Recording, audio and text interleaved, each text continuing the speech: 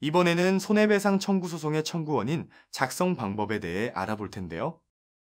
영상을 모두 시청하시면 사례를 통하여 길거리에 적재된 물건에 인해 사고당한 경우 손해배상 청구 소송을 할 수 있는지, 손해배상 청구 소송에서 필요한 요건이 무엇이며, 청구 원인은 무엇이고 어떠한 형식으로 기재하는지, 일실수입이란 무엇인지, 내 주장을 입증할 증거 자료는 무엇이 있는지를 확인하여 청구 원인을 작성할 수 있습니다.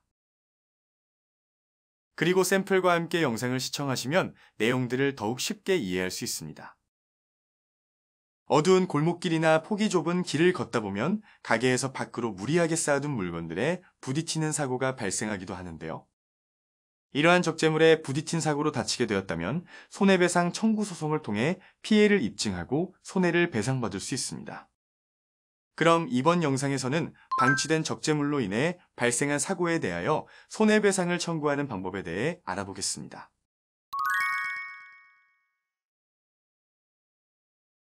20대 남성 강모 씨는 3년 전부터 택배회사에서 상하차 일을 하고 있었습니다.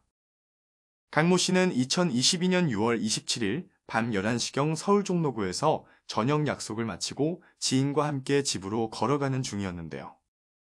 종로구 길거리의 어두운 골목을 지나가다 실수로 철물점 적재물에 부딪혀 강모 씨의 오른쪽 발등이 심하게 찢어지고 말았습니다. 다행히 함께 걷던 지인이 바로 119를 호출하여 응급실에서 상처를 꿰맸는데요. 상처가 깊어 병원에 가서 정기적으로 소독을 하고 2주 후 실밥을 풀어야 했습니다.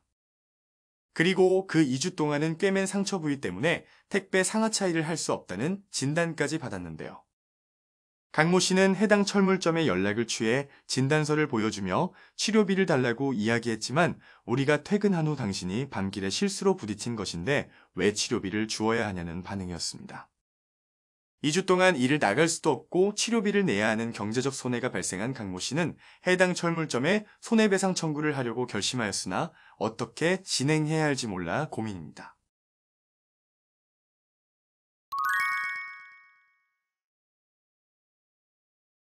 청구 원인은 소송을 제기하게 된 원인이 무엇인지 설명하는 것입니다. 즉, 요건 사실을 잘 설명하여 법률 관계가 발생하게 된 구체적인 사실관계에 대해 기재하는데요. 손해배상 청구 소송은 피고의 불법 행위로 원고에게 손해가 발생하여 피고에게 배상 책임이 발생하였다는 사실입니다.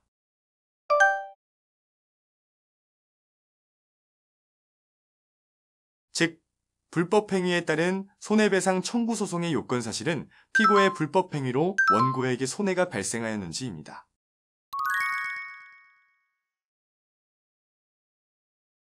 청구 원인은 앞서 설명한 요건 사실을 주장하면서 나의 주장을 뒷받침할 수 있는 입증 자료도 함께 제출해야 하므로 나에게 발생한 상황에서 어떠한 증거가 있는지 확인하고 그 증거를 기반으로 청구 원인을 작성해야 합니다. 우선 법률 문서는 내가 주장하는 것이 무엇인지를 간단 명료하게 작성하는 것이 중요하므로 손해배상 청구 소송에서 기본적으로 들어가야 하는 내용의 목차를 보면서 함께 작성해 보겠습니다.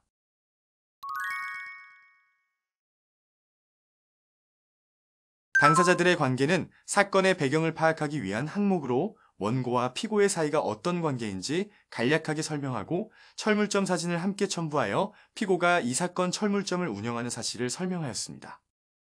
손해배상 책임의 발생은 피고의 불법 행위로 인하여 원고에게 손해가 발생한 사실에 대하여 설명합니다. 그래서 우선 피고가 적재해놓은 적재물에 의해 원고가 사고를 입게 된 경위를 설명하고 당시 현장 사진을 증거자료로 함께 제출하였습니다. 이렇게 사고의 원인이 피고의 고의거실로 발생하였다면 민법상 불법 행위에 의한 손해배상 책임을 주장할 수 있습니다. 그리고 피고가 적재물을 제대로 관리하지 않아 발생하였다면 공작물 등의 점유자 또는 소유자 책임을 주장할 수 있습니다. 하지만 이러한 경우의 원고는 사고의 원인이 무엇인지 정확히 알지 못하는 경우가 대부분이므로 민법상 불법 행위와 공작물 소유자 책임을 모두 기재하여 주장하는 것이 좋습니다. 다음은 원고에게 발생한 피해 상황을 설명합니다. 이번 사례에서 원고는 신체적 피해를 입고 입원 치료까지 받았으므로 병원 진단서와 입퇴원학인서를 증거자료로 함께 제출하였습니다. 그러므로 손해배상 책임의 발생 소결론에서는 피고가 공작물 소유자로서 의무를 다하지 않았기 때문에 원고에게 발생한 손해를 배상해야 합니다. 또한 피고의 불법 행위로 원고에게 손해가 발생하였으므로 원고의 손해를 배상해야 한다는 취지를 기재합니다. 다음은 원고에게 발생한 손해의 범위를 설명합니다. 신체적 피해를 입은 원고는 일실수입과 치료비를 청구할 수 있는데요. 일실수입은 신체 부상으로 노무에 종사하지 못하여 발생한 경제적 손해를 말합니다. 즉, 원고는 입원 기간 동안 노동 능력이 전부 상실되었으므로 원고의 하루 노임 단가를 입원 기간만큼 계산하여 일실수입을 청구할 수 있습니다. 적극적 손해는 원고가 사고로 인해 지불한 치료비를 말하며 진료비 영수증을 증거자료로 제출하여 입증할 수 있습니다. 그리고 정신적 피해를 입은 원고는 민법에 의하여 위자료를 청구할 수 있는데요. 위자료란 원고의 정신적 손해를 위자하기 위한 배상금을 말합니다.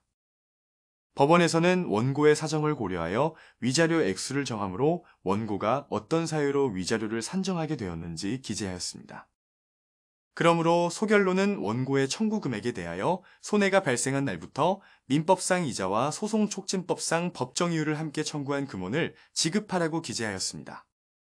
마지막으로 결론은 위에서 작성한 청구 원인의 내용에 따라 원고의 승소 판결을 구한다고 기재하여 소장을 완성합니다. 입증 방법이란 나의 주장을 입증할 수 있는 증거를 말하며 청구 원인에서 함께 기재해 주었던 증거들을 순서대로 제출합니다. 그리고 손해배상 청구 소송의 소장은 피고의 주소지 관할 법원에 접수하는 것이 원칙입니다.